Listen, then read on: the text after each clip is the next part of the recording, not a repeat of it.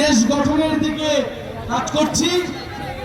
আপনাদের এলাকার সন্তান সার্জিস আলম সেই জুলাই গণ অভ্যুত্থান থেকে জাতীয় নাগরিক পার্টি পর্যন্ত আমরা একসাথে কাঁধে কাঁধ মিলিয়ে দেশের জন্য, মানুষের জন্য, আপনাদের জন্য কাজ করছি। এখন দরকার আপনাদের সহযোগিতা, আপনাদের দোয়া, আপনাদের সমর্থন। আপনাদের যে সমস্যা, আপনাদের যে সমস্যাগুলো রয়েছে, আপনাদের যে আশা আকাঙ্ক্ষাগুলো রয়েছে, আমরা তার ভিত্তিতে কাজ করতে চাই। এবং জাতীয় নাগরিক পার্টি গণ অভ্যুত্থান থেকে তৈরি হওয়া দল, গণমানুষের দল। আমরা শহর থেকে বের হয়ে গিয়েছি, আমরা উপজেলা, জেলা, গ্রামগঞ্জে আপনাদের সাধারণ মানুষের সাথে মিশে যাব। আপনাদের মনের কথা, আপনাদের দুঃখ দুর্দশার কথাই নিয়ে আমরা আমাদের ইশতেহার তৈরি করব এবং আগামীর বাংলাদেশ সেইভাবে আমরা পুনর্গঠন করব। ইনশাআল্লাহ আপনারা থাকবেন, নাগরিক পার্টির সাথে থাকবেন, সার্জিস আলমের সাথে থাকবেন। এই পঞ্চগড়ে কোনো নেতা আছে? বাংলাদেশে কোনো নেতা আছে? গণ অভ্যুত্থানে কোনো নেতা আছে? কোন সেই নেতা? সবাই বলো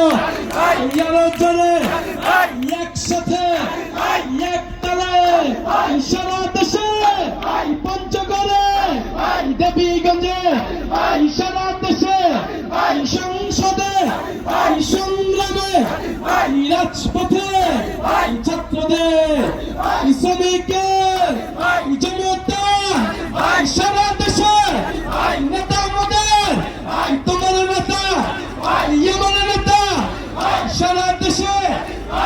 প্রিয় বন্ধুগণ, পঞ্চগড়ের সন্তান সার্জিস আলম এই পঞ্চগড়ে থেকে তিনি ঢাকা বিশ্ববিদ্যালয়ে পড়াশোনা করেছেন এবং গণ অভ্যুত্থানে অংশগ্রহণ করেছেন। বৈষম্যবিরোধী ছাত্র আন্দোলনের ছিলেন অন্যতম সমন্বয়ক।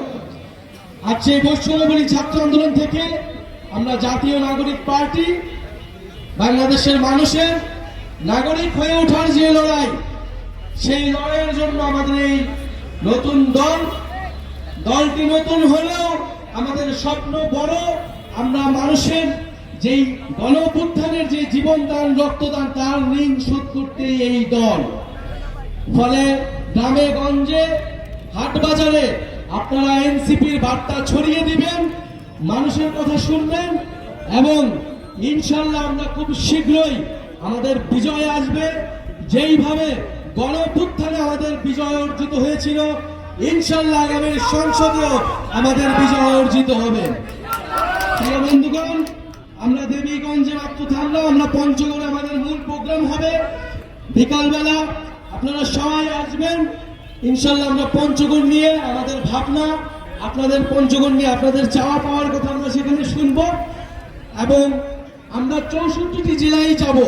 আমরা পঞ্চগড় এসেছি, এরপরে ঠাকুরগাঁও যাব, পুরো বাংলাদেশ আমরা ঘুরবো। আমাদের এই কর্মসূচিটির নাম হচ্ছে দেশ গড়তে জুলাই পদযাত্রা।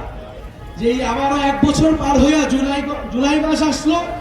এই 1 বছর আগে জুলাই মাসে সবাই আন্দোলন করছিল ছাত্ররা।